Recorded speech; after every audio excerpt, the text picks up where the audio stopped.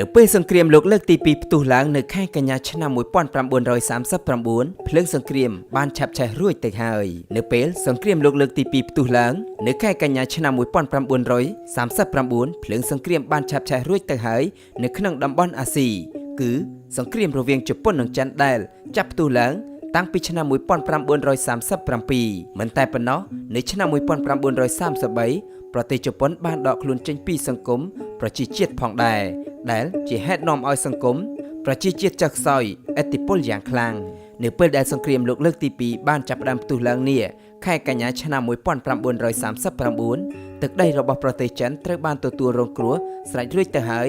គឺទឹកដីមួយផ្នែកធំនៅប៉ែកខាងកើតនៃប្រទេសចិនត្រូវបានកងទ័ពជប៉ុនឈ្លានពានកាន់កាប់រួចបាត់ទៅហើយចំណែកឯទឹកដីដែលនៅសេសសល់មួយចំណែកត្រូវកាន់កាប់ទៅដោយរដ្ឋាភិបាលសាធារណរដ្ឋចិនរបស់លោក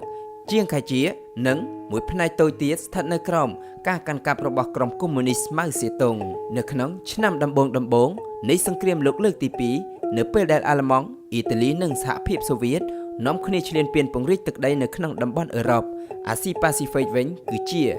ដែនប្រមាញ់របស់ចក្រភពជប៉ុនដែលស្ថិតនៅក្នុងបកសម្ព័ន្ធត្រីភាគីអាល្លឺម៉ង់អ៊ីតាលីជប៉ុនហើយដែលបានចុះសន្ធិសញ្ញារក្សាអព្យាក្រឹតជាមួយនឹងសហភាពសូវៀតនៅខែកញ្ញាឆ្នាំ1940នៅក្រោយពេលដែលបារាំងត្រូវទទួលបរាជ័យស្ថិតក្រោមការកាន់កាប់របស់អាល្លឺម៉ង់ហើយរដ្ឋាភិបាលថ្មីរបស់បារាំងដែល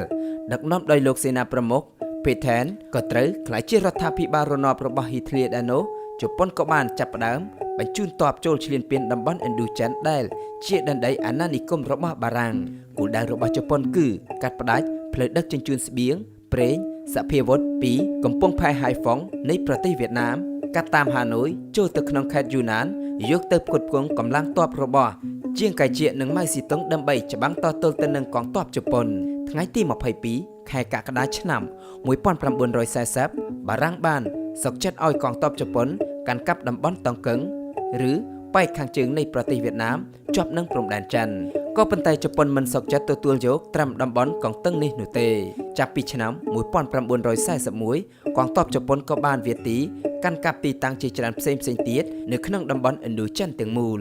ដោយសារមើលឃើញបែបនេះសហរដ្ឋអាមេរិកដោយមានការព្រមព្រៀងពីសំណាក់អង់គ្លេសក៏បានសម្រេចដាក់ទណ្ឌកម្មសេដ្ឋកិច្ចទៅលើជប៉ុនហើយ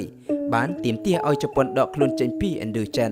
ទណ្ឌកម្មនេះបានធ្វើឲ្យជប៉ុនត្រូវទទួលរងនឹងការខូចខាតយ៉ាងខ្លាំងដោយត្រូវខាតបង់ប្រភពផ្គត់ផ្គង់ប្រេងរហូតដល់ទៅ 90% និងបាត់បង់ចំណូលពីការដោះដូរពាណិជ្ជកម្មអន្តរជាតិរហូតដល់ទៅ 75% ប្រឈមនឹងទណ្ឌកម្មសេដ្ឋកិច្ចនេះគណៈរដ្ឋមន្ត្រីជប៉ុនបានបើកកិច្ចប្រជុំមួយនៅខែកញ្ញាឆ្នាំ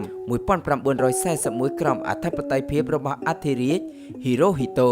ដើម្បីជជែកគ្នាអំពីជម្រើស3ទី1ដកថយពីតំបន់ឥណ្ឌូចិនតាមការទាមទាររបស់អាមេរិកទី2ធ្វើការចរចាស្វែងរកសម្បទានពីអាមេរិកនិងទី3បើកធ្វើសង្គ្រាមទល់មុខជាមួយនឹងអាមេរិកតែម្ដង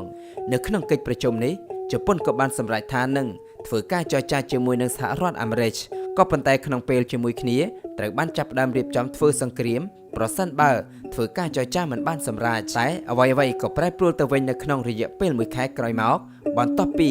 មានការតែងតាំងលោកហ៊ីឌីកូតូជូរដ្ឋមន្ត្រីកិច្ចការសង្គ្រាមឲ្យក្លាយជានាយករដ្ឋមន្ត្រីជប៉ុន